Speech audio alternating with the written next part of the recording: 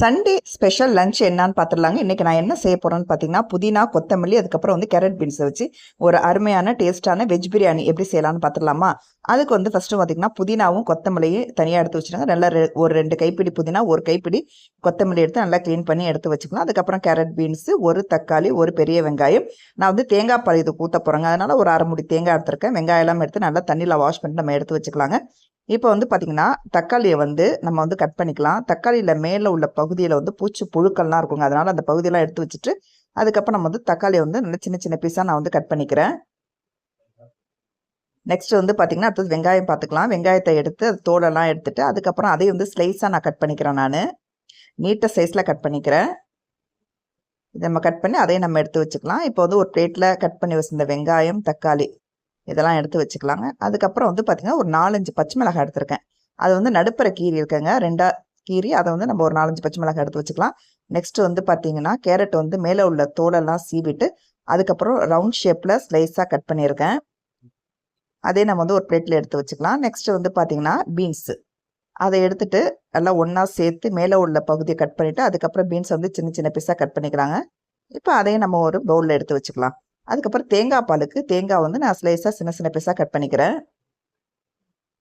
இதையும் கட் பண்ணி நம்ம வந்து மிக்ஸி ஜாரில் சேர்த்து நம்ம வந்து பாலை அரைச்சி எடுத்துக்கலாம். நெக்ஸ்ட் வந்து பார்த்திங்கன்னா, கொத்தமல்லியை வந்து சின்ன சின்ன பீஸாக கட் பண்ணிக்கலாங்க. ஏன்னா பெருசாக இருந்ததுனால அதை கட் பண்ணிக்கிட்டேன். இப்போ மிக்ஸி ஜாரில் கொத்தமல்லி, புதினா, இஞ்சி, பூண்டு இதை சேர்த்து நம்ம அரைச்சிக்கலாம்.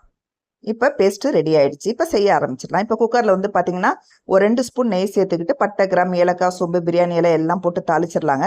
அதுக்கப்புறம் கட் பண்ணி வச்சுருந்தா பெரிய வெங்காயம் இருக்குது பார்த்திங்கன்னா, அதையும் சேர்த்து நல்லா வதக்கிக்கலாங்க. அதனுடைய பச்சை வாசனை போகிற வரைக்கும் வதக்கினதுக்கு அப்புறம் இது கூட 2 ஸ்பூன் நம்ம அரைச்சி வச்சுருந்த கொத்தமல்லி, புதினா, அதுக்கப்புறம் இஞ்சி பூண்டு பேஸ்ட்டு சேர்த்து நல்லா வதக்கிக்கலாங்க.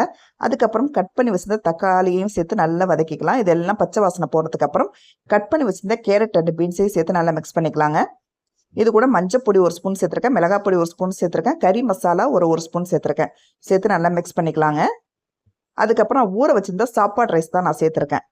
அதையும் சேர்த்து நல்லா கலந்துக்கலாங்க. அதுக்கப்புறம் இதில் தேவையான நான் உப்பு சேர்த்துருக்கேன். இப்போ ரைஸை சேர்த்து நல்லா மிக்ஸ் பண்ணதுக்கப்புறம் இது கூட வந்து தேங்காய் பால் நான் ஊற்றிக்கிறேன். நான் 1.5 ஆழாக்கு அரிசிக்கு 2 ஆழாக்கு நான் வந்து தேங்காய் பால் சேர்த்துக்கிறேன். நான் இப்போ தேங்காய் பால் சேர்த்துக்கலாம். மொத்தம் 3 வகையான பால், 2வது பால், 3வது பால் எடுத்திருக்கேன். அதை தான் இப்போ வந்து நான் மிக்ஸ் பண்ணியிருக்கேன். இப்போ நல்லா மிக்ஸ் பண்ணி விட்டுட்டு தண்ணி நல்லா கொதிச்சதுக்கப்புறம் தேங்காய் பால் கொதிச்சதுக்கப்புறம் வந்து குக்கரை மூடிக்கலாம். கரெக்டாக ஒரு 15 நிமிஷம் இருந்தால் போதுங்க. சிம்லேயே இருந்தாலும் போதும். நான் வந்து பிரியாணி ரெடி ஆகிடுச்சு. ஒரு சூப்பரான வெஜ் பிரியாணி, புதினா கொத்தமல்லி அரைச்சி போட்ட வெஜ் பிரியாணி ரெடி ஆகிடுச்சுங்க. இன்றைக்கி எங்கள் வீட்டோட லஞ்ச் ஸ்பெஷல் இது தான். நல்லா சூடாக ஹாட் பேக்கில் எடுத்து வச்சாச்சுங்க.